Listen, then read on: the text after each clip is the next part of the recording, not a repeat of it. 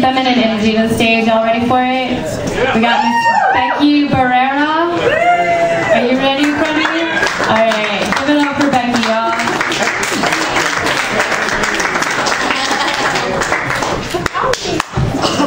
Yeah! I'm tall, but not that tall. There we go. Alright, this is called a collection. I remember when we met, but we didn't know it then. And it doesn't matter now the way we would go, together, apart, some of each in turn. How old were we then? How young? How tired? When was it that the coffee and camels turned into cocaine and wild turkey? What? And back again. Was I there? Was I there? Were you? I saw you there, I think. But your hair was different. Mine was the same, but my glasses were different. You wouldn't have known me then. You would not have wanted me then. But I think I would have wanted you to at the time.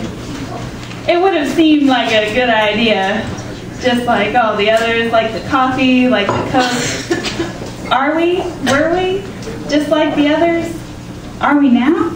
Surely not. We are collected now, or at least a collection, of haircuts and glasses, and sleeping movies and mangled cars, of smiles and stolen sideways glances and calls made without thinking, and last numbers nervously not dialed, some of each in turn.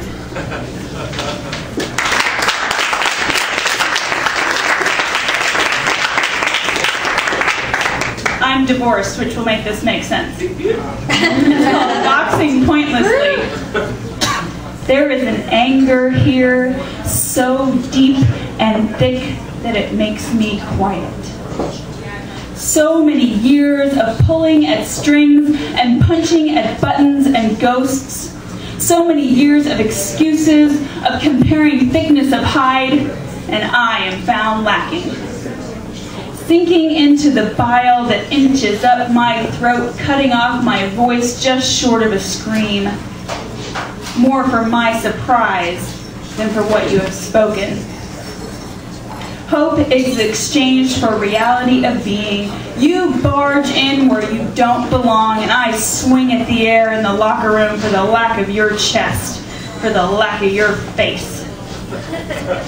There is nothing to be done.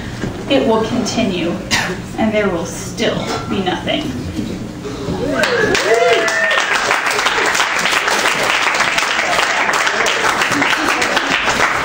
We'll keep going with the anger.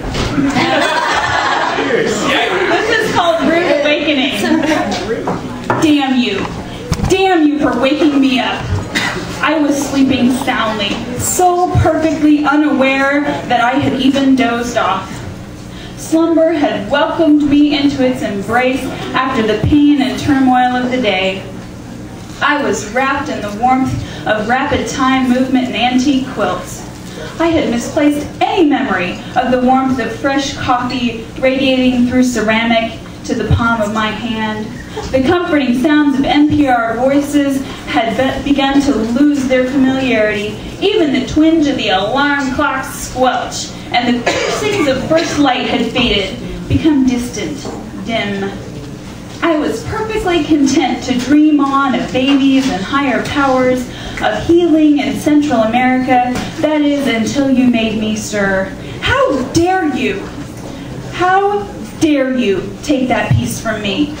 How dare you bring me round with a kiss on the neck and a pet of my hair? How dare you give me just enough time for me to stretch and feel for you on the pillow?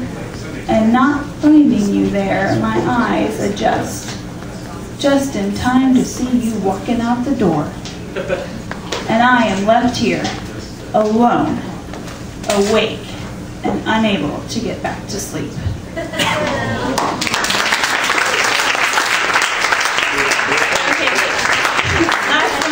Not quite so angry.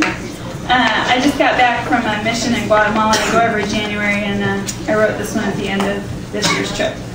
It's called The Birth Lottery. A patchwork mountain and an embroidered table were calling me, quiet and low, from a place I cannot name, and with words I do not know.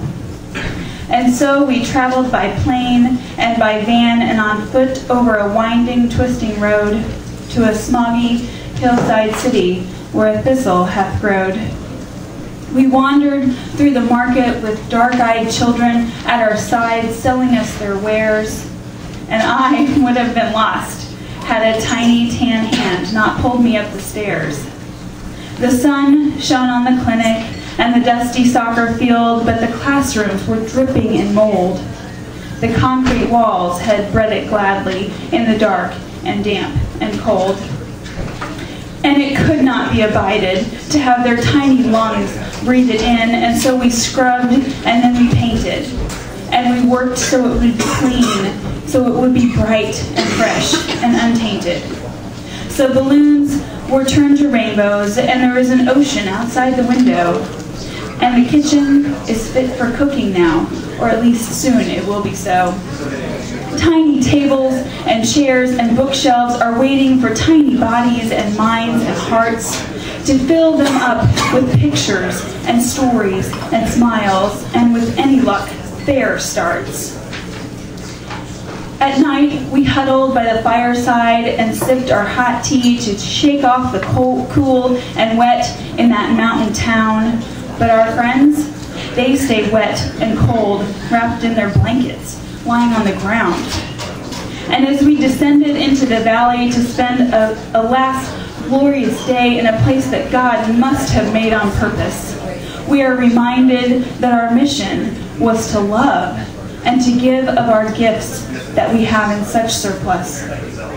And of all of our glut that we can spread around, of our time and our labor and wealth, the thing that was needed most was joy. And please, God, let us give all we've got if it can make a difference for this girl or that boy. And so, as we prepared to bring ourselves home, an angel babe winked at us from the sky, and we found a little peace with winning the birth lottery and tried to stop asking ourselves why.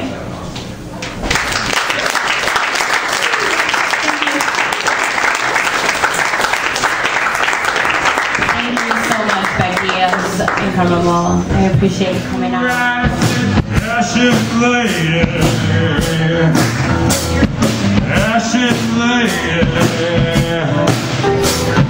give up your vow.